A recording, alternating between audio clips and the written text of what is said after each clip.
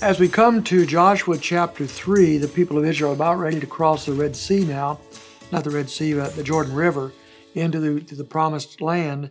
But there are some things that need to take place first before they're ready to move into the land. A number of events will be identified here in chapter 3. And so, and that's because he says at the end of verse 4, "For you have not passed this way before." And so there are certain things that, since they've not experienced these things before, they needed to have happen. The first one, I want to mention about 6.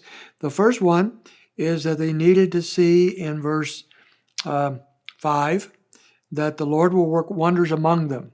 The Lord has worked wonders in Egypt and in the wilderness, and he is not going to let them down now. The Lord is going to work wonders for them, and they need to know that's coming, and that the next day, as they cross the river, he's going to do that.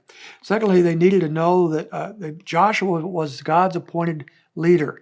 Now, that's been mentioned before, but it says here in verse 7, the Lord said to Joshua, "This day I will begin to exalt you in the sight of all Israel, that they may know that just as I have been with Moses, I will be with you."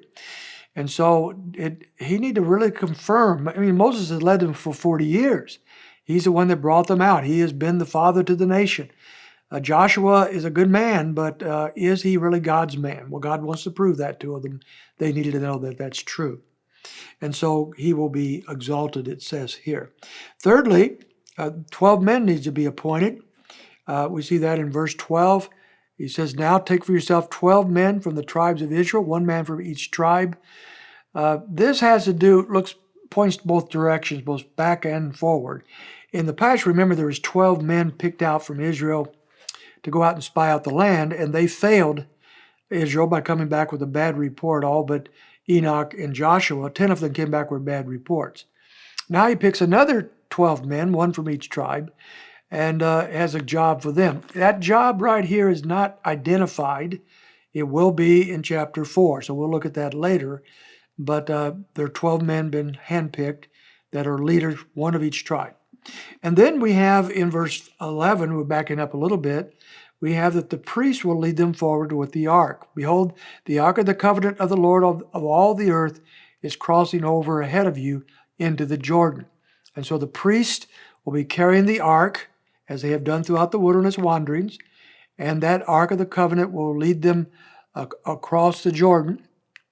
And so the Lord, whose presence is with the ark in the tabernacle, is going to be leading them. So they're being led not just by Joshua, they're being led by God, and the priests represent that at this point.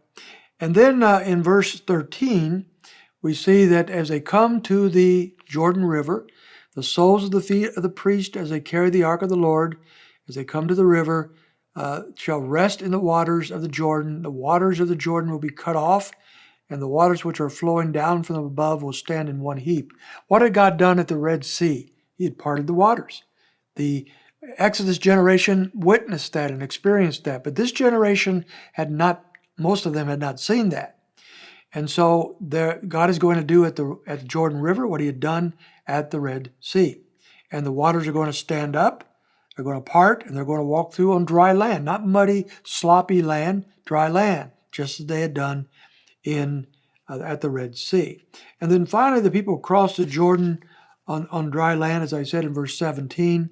The priest who carried the ark of the covenant of the Lord stood firmly on dry land in the middle of the Jordan, while all Israel crossed on dry land, until all the nation had finished crossing the Jordan. What needed to happen here is the people needed to see that the same God who had brought them out of Egypt, who had defeated the enemies on the east side of the river, who had been with them for all those decades in the wilderness, that same God is now leading them into the land of promise, the place where he had promised Abraham, Isaac, and Jacob long ago would be the possession for the people of Israel. They're not going in under their own power, their own military prowess. They're going with the power of God. God is with them. They needed to know that. And they needed to know that God is with them with the ark. They needed to know God had appointed a leader among them. They needed to know that God was bringing them into the land that he had promised. And that's what chapter 3 is about. As they begin to cross the river, they are going with these events, setting it up for them.